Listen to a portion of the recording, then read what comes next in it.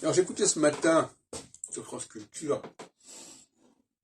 je crois que c'était vers 9h, 8h, un débat à propos de la gauche.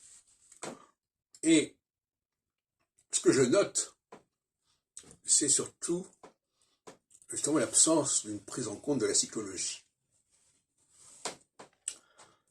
Et la psychologie fait partie du plan divin, justement. Et elle est au-dessus, à mon avis, des structures électorales, qui sont l'œuvre de la cité. Parce que moi je distingue la cité, Dieu et la nature, comme trois entités. Donc, l'analyste qui était là, je crois que c'était une historienne des socialismes, Madame Rosa, je crois, eh bien, elle ne fait évidemment pas référence à une quelconque cyclicité. Cyclicité, ça veut dire une récurrence.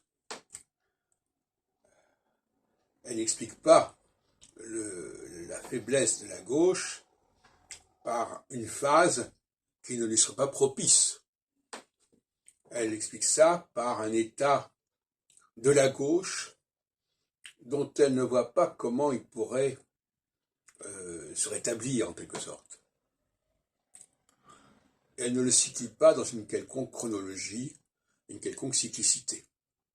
Parce que c'est un outil intellectuel et conceptuel dont elle ne dispose pas, qu'on ne lui a pas transmis,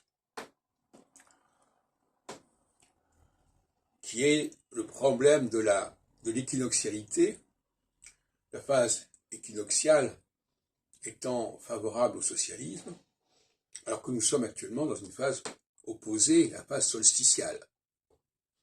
Et ça fait partie de son langage, mais le problème, c'est qu'on ne... Alors je ne sais pas comment ça se passera à l'avenir, mais on ne fait pas appel à des spécialistes de la psychologie pour traiter de ces questions politiques.